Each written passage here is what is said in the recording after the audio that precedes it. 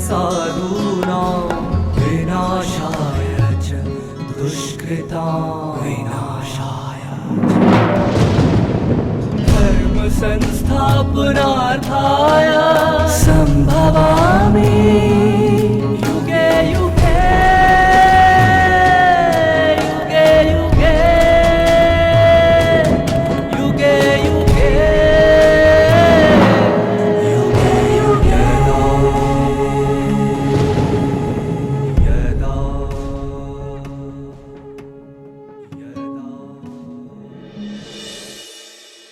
परमात्मा के अवतरित होने का मुख्य लक्ष्य है पतित मनुष्यात्माओं के विकारों का नाश करके उन्हें दैवी संस्कारों से सुसज्जित पुण्य आत्माओं में परिवर्तन करना। परमात्मा इस धरा पर अवतरित होकर मनुष्यात्माओं को श्रीमत देने के साथ ही जीवन में कुछ धारणाओं को पालन करने का निर्देश भी देते हैं, क्योंकि परमात्मा श्रीमत की पालना के लिए जीवन में पवित्रता, स्वच्छता एवं सरलता का होना अति आवश्यक है। ओम शांति। पूरे जगत के नियंता जगदीश्वर कहलाने वाले हर मनुष्यात्मा के मन को मनमनाभव कराने वाले, भटके हुए मानव जाति को सही रास्ता दर्शाने वाले स्वयं गीता ज्ञानदाता, हम सबके पिता परमात्मा की अमर वाणी, अमृत वाणी श्रीमद् भगवद गीता का ज्ञान। हम आप सभी को पता है, बहुत सारी बातें इस गीता चिंतन में हम आप सभी मिलके सुनते आए। भगवान वाच के जरिए बहुत कुछ हमने समझा, अपनाया। जीवन बनाने के इस कोशिश में बहुत हद तक हम सफल रहे। ऐसे एक छोटी सी सफलता की कहानी के साथ मैं शुरुआत करूंगी। इन्हीं एपिसोड के तहत हमने एक एग्जाम्पल दिया था। उस एग्जाम्पल को सुन के एक महानुभाव का जीवन बदल गया, जिससे मेरी मुलाकात हुई और मिलके इतने गदगदित हो गए कि दीदी आपने जो गीता ज्ञान सुनाया उससे मेरा जीवन बन गया। मैंने कहा गीता ज्ञान मेरा नहीं है, गीता ज्ञान भगवान का है।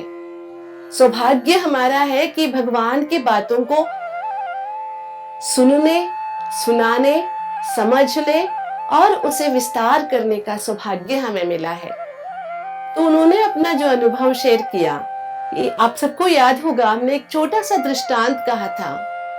एक बुजुर्ग बैंक में पहुंचते हैं, रिक्शे में आ रहे होते हैं, तब उनका चश्मा टूट जाता है।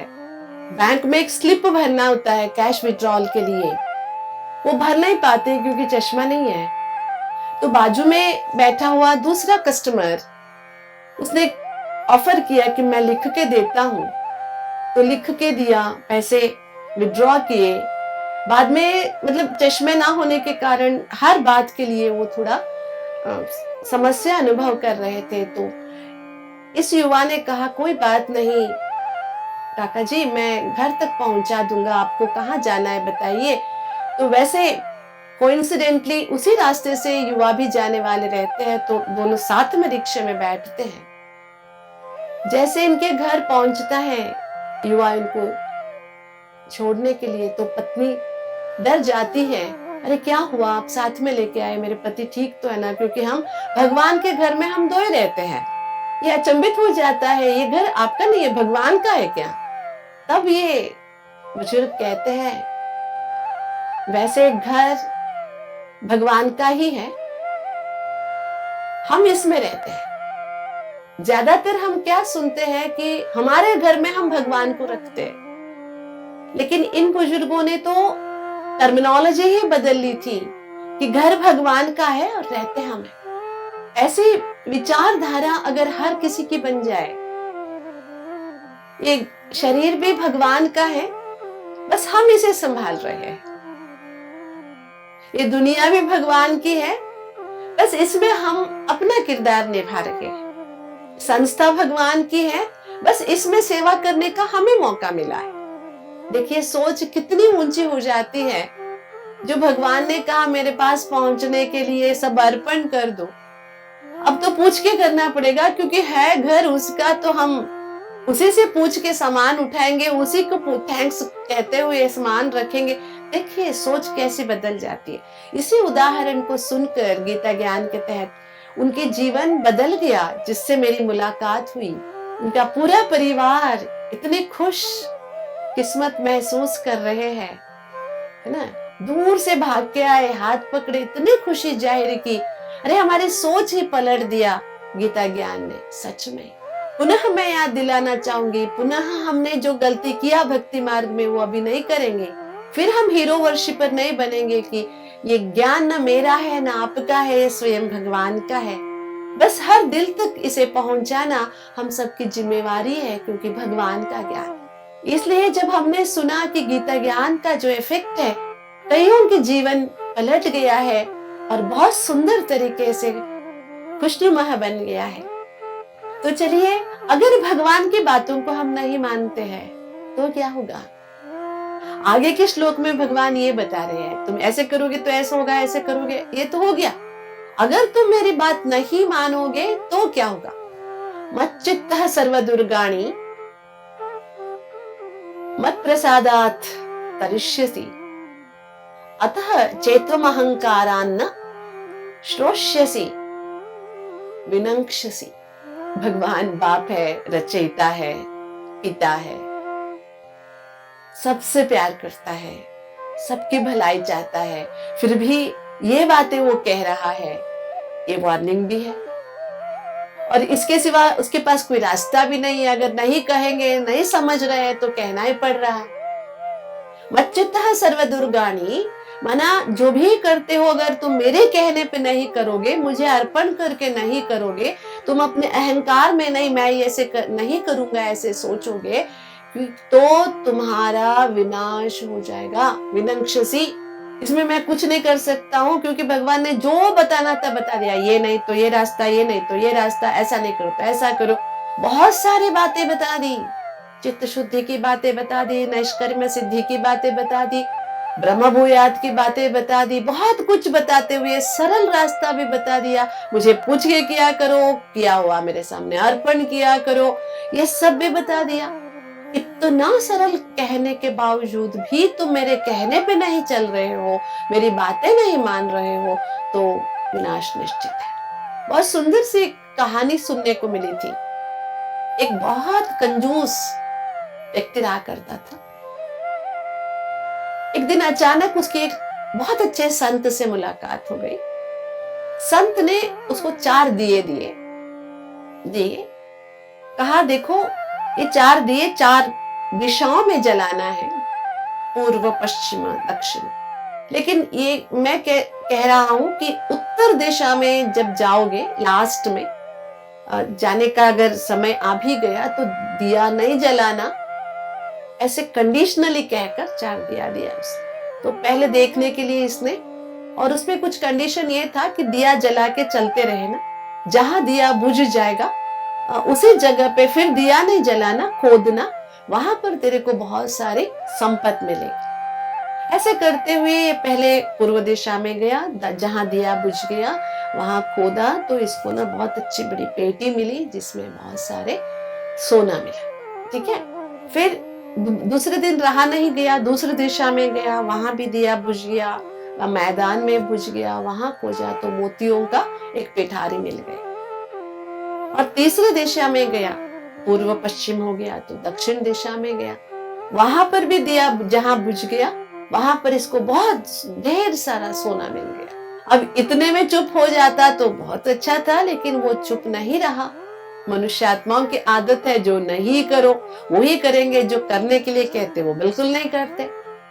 तो इसने सोचा क्या होगा, देखा जाएगा। उत्तर दिशा में गया, दिया लेके गया, दिया बुझ गया। वहां इसने देखा बहुत बड़ी एक महल सामने दिखाई दी, हर को कमरे वहां पर सोने चांदी मोती हीरे से भरे मिले। जैसे देख रहा था वहां एक चक्की चल रही थी, एक बूढ़ा आदमी चक्की चला रहा था। उसने कहा तू क्या कर रहा अकेला यहाँ? तो उस बूढ़े आदमी ने कहा कि तू पहले मुझे ना थोड़ा सा रिलीफ तो दे, तू चला चक्की तब मैं बताऊंगा। जब ये चक्की चलाना शुरू किया तब बूढ़े आदमी ने कहा कहाँ आकर फंस गया तू? मैं भी कुछ साल पहले तेरे जैसे आके फंस गया था। जब तक अब मेरे जैसे तेरे जैसे कोई तीसरा नहीं आएगा तब तक तू चक्की पीसते रहना। ये चक्की रोक दोगे तो महल तेरे ऊपर गिर जाएगी, तेरा अंत हो जाएगा। ऐसे कुछ कहानी किसी ने बहुत अच्छी तरह से सुनाया। लेकिन मुझे इससे क्या समझ में आया कि जो भगवान करने को कहता है इतना ही कीजिए। आप भगवान नहीं है, भगवान से बढ़कर मत सोचिए। एक कदम हम भगवान से आगे बढ़ने का जब भी सोचते हैं तब या तो हिरण्यकशिप बन जाते, या तो भस्मासुर बन जाते, या तो रावण बन जाते हैं, है ना। इन्होंने भी सोचा कि हम भगवान से बढ़कर है, तभी तो उनका सर्वनाश हुआ। पुराणों में उल्लेखित है, हम ही लोगों ने लिखा हुआ है, पढ़ा हुआ है, सुना हुआ है। इसलिए भगवान जो कह रहे हैं कि मेरे सामने अर्पण नहीं करोगे, मेरे कहना नहीं मानोगे तो विनाश निश्चित है। आगे चलकर जो भगवान कहते हैं यदहंकारम आश्रित्य नयोत्साहयति मन्यते मिथ्येष व्यवसायस्ते प्रकृतिस्त्वाम नियोक्ष्यति। भगवान कहते हैं अहंकार के वश होकर मैं युद्ध नहीं करूंगा कहते हो तो प्रकृति तुमसे कराएगी, प्रेरित करेगी करने के लिए। तुम अगर मेरी बात मानकर नहीं करोगे, अहंकार के वश होकर नहीं मानोगे मेरी बात, एक तो पहली बात है विनाश को पाओगे, दूसरी है जबरदस्ती तुमसे प्रकृति करवाएगी।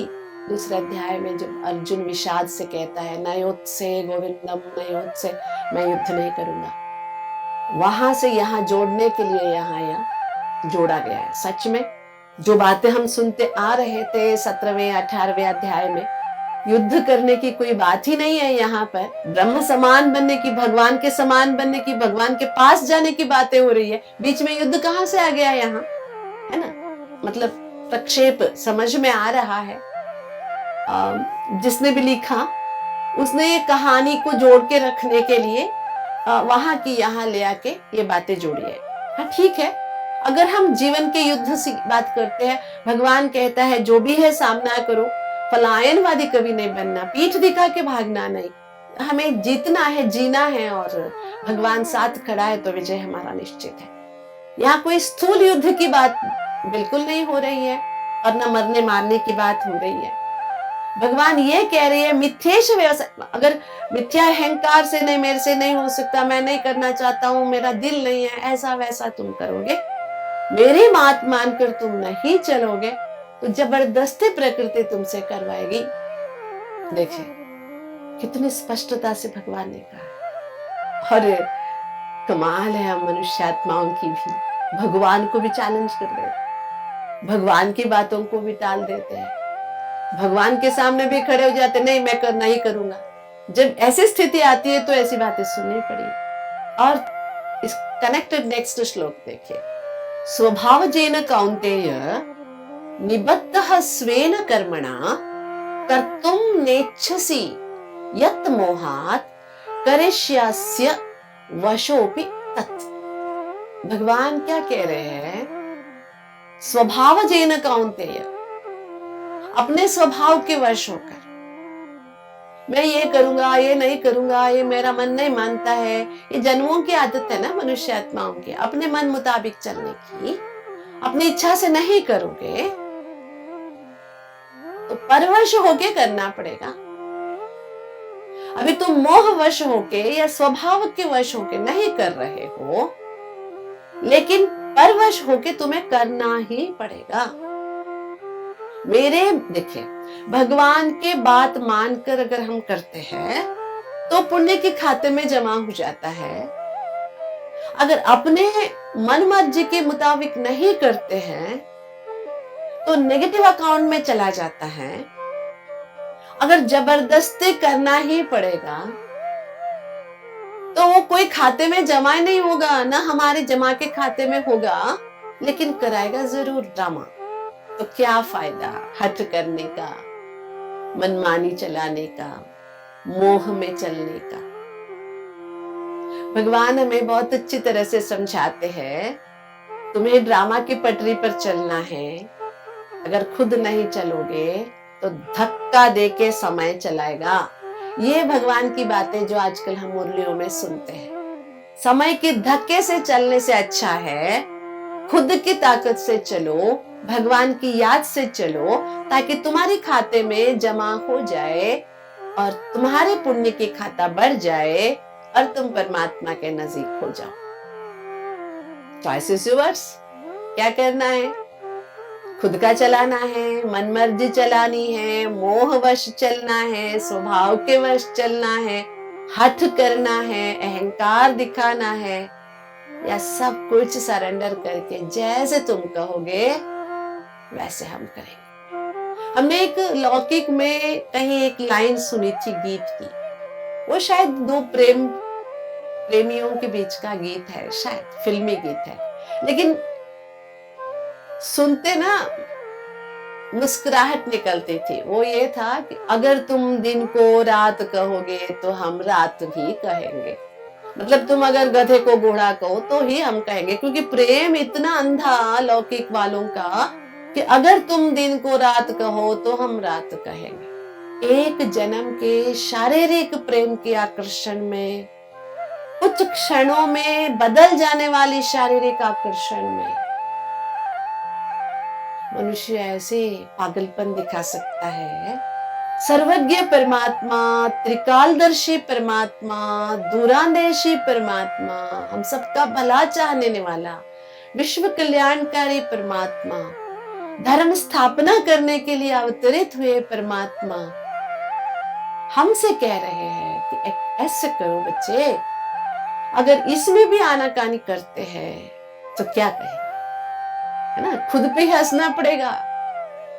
ऐसा समय आने मत देना ताकि कटहरी में खड़ा करके भगवान कहे, मैंने 1000 बार कहा था तुझे, मेरी बात मान, अभी नहीं माना, देख क्या हाल है तेरी। तब पछताने के अलावा कुछ नहीं बचेगा। लेकिन मुझे विश्वास है हम गीता ज्ञान दाता के ज्ञान अमृत से अपने आप को शुद्ध, परिशुद्ध, पवित्र बना रहे हैं। तो हम ऐसी गलती तो कभी नहीं करेंगे ना। देरी से सही, लेकिन भगवान की बातें तो जरूर माने। उन्हें सुनकर, उन्हीं बातों को मानकर, उन्हीं को सुनाकर, उनको साथ लेकर आगे चलेंगे और उन्हीं के पास पहुंच जाएंगे। हट्टी एक दूसरी है नहीं, एक ही है और हमें उन्हीं के साथ चलना है, कोई दूसरा रास्ता भी नहीं है। तो हम प्यार से चलेंगे, सम्मान से चलेंगे, क्योंकि भगवान हमें ले जाने आए। लौट जाने का समय है। कहां लौटने का समय है? एक तो पहले अपने पूर्व स्वरूप में लौटने का समय है, अपने पूर्व स्मृति में लौटने का समय है, अपने पूर्व स्थिति में लौटने का समय है, अपने पूर्वापर को जानकर अपने आप में लौटने का समय है। हम इनके वो है, उनके ये है, ये रिश्तों में खो गए, परिस्थितियों में खो गए, रिश्तेदारों में खो गए, मनमर्जी में खो गए, अभिमान में खो गए। लेकिन अपने पूर्व स्मृति, जब हम परमात्मा के गोदी में थे, अपने पूर्व स्मृति जब हम परमात्मा की रची हुई सुंदर दुनिया में देवता बनकर रह रहे थे, अपनी पूर्व स्मृति जब हम सच्चे ब्राह्मण कहलाते थे, सब भूल गए। अभिमान के वश कालापन, अंधेरा छाया हुआ है। उसे निकलने का एक ही रास्ता है, आंखें खोलो। आंख बंद करके कह रहे हैं अरे अभी तक सूर्योदय हुआ ही नहीं है, रोशनी हुई नहीं, अरे खोलो तो सही आंखें। रोशनी कब की हो चुकी है, सूर्योदय हो चुका है। क्या करेंगे, क्या करना है, ये डिसीजन हमारे ऊपर है। लेकिन भगवान ने खुल के बता दिया, कितने है ना, मैं देखती हूँ कभी पढ़ती हूँ तो कितना रास्ता सरल, साधक के लिए आसान, अध्यात्म की गहराई वाली, ठीक है वो गहराई वाली नहीं, ठीक है सादा सीधा रास्ता, सब कुछ बता दिया। अब तय करना है चलना है कि नहीं चलना है। याद है मुझे बचपन में, अब जब तैरना सीख रहे थे, हमारे घर में एक पुराना काम वाला रहता था। पता नहीं वो बहुत तैराकू था, हमने सुना था, लेकिन कुछ कारणवश एक बार शायद वो पेड़ से ना नदी में गिर गया था। उसके बाद उसे पानी से डर लगता था। अच्छा तैराकू था लेकिन तैरता नहीं था। वो किनारे खड़ा था, हम सब 4-5 बच्चे, है ना, सूखा नारियल बांध के सीखने का एक गांव का तरीका होता है अपना गावड़े का, उसी तरह हम सीखने की तैयारी में थे। इतना लंबा लेक्चर दे रहा था, ऐसे तैरना, ऐसा हाथ मारना, ऐसा पैर बांधना, अगर पानी चला गया तो ऐसे करना, बहुत सारे 10-15 मिनट तक सुनाता रहा। बाद में उसे कहा, अरे पहले तैर के तो दिखाओ। तो कहता नहीं नहीं नहीं, मुझे पानी से डर लगता है। तो पता है क्या किया था हमारे दादाजी ने? उसे पीछे से धक्का दे दिया था। जब जबरदस्ती धक्का दे दिया ना, पानी में गिर गया, क्योंकि तैरना तो उसे आता ही था, बस डर बसा हुआ था। 10-15 साल से वो पानी के नजदीक नहीं जा रहा था। उस दिन जैसे उसे धक्का दिया तो हाथ पैर मारना शुरू किया, और सच में हमको उसी ने सिखाया तैरना। क्यों याद कर रही हूँ? और हम सब मनुष्य आत्माएं परमात्मा के बच्चे हैं। जितनी ताकत परमात्मा में है, हम सब में भी है, छिपा हुआ है, बस उसे बाहर निकालना है। उसके लिए अपने आप पर एक बार विश्वास करना है, अपने आप पर विश्वास करके एक हिम्मत का कदम आगे बढ़ाना है, और जो भगवान कहता है बस उसे सुनना है, दूसरों की बातें नहीं सुननी है। और जो भगवान जिनके द्वारा कहलाता है उन्हें सम्मान देते हुए हम भी ऐसे बनने का संकल्प लेते आगे बढ़ना है। ठीक है ना? गीता ज्ञान की सार्थकता होगी, हम गीता ज्ञान के मार्ग पर आगे चलेंगे, अकेले नहीं, सबको साथ लेके।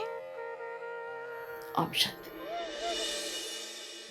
श्रीमद् भगवद गीता ऐसी अलौकिक अमृतवाणी है जिसकी एक एक बूंद मानव की हर परेशानी व दुविधा को समाप्त करके मनुष्य जीवन को खुशनुमा बनाने का सामर्थ्य रखती है। परमात्मा हम आत्माओं के पिता हैं, सृष्टि चक्र के रचयिता हैं, और हम सभी आत्माओं के प्रति उनका अलौकिक एवं निस्वार्थ स्नेह है। परमात्मा जब हमें आत्मा का परिचय देते हैं, तब हम अपने यथार्थ गुणों एवं शक्तियों को पहचान पाते हैं। परंतु यदि हम आत्मिक भाव से विस्मित होकर कोई कर्म करते हैं, तो देह भान व विकारों वश कई विकर्म कर बैठते हैं। इसीलिए परमात्मा पिता हमें समझ दे रहे हैं कि यदि हम आत्मिक स्थिति में परमात्मा को याद करके कोई कर्म करेंगे, तो हम अपने सुकर्म जोड़ पाएंगे। यदि हम परमात्मा के मत अनुसार कोई कार्य करते हैं, तो वह हमारे पुण्य के खाते में जमा हो जाता है। अतः हमारी उन्नति व श्रेष्ठ जीवन का आधार परमात्म मत का अनुसरण करना है।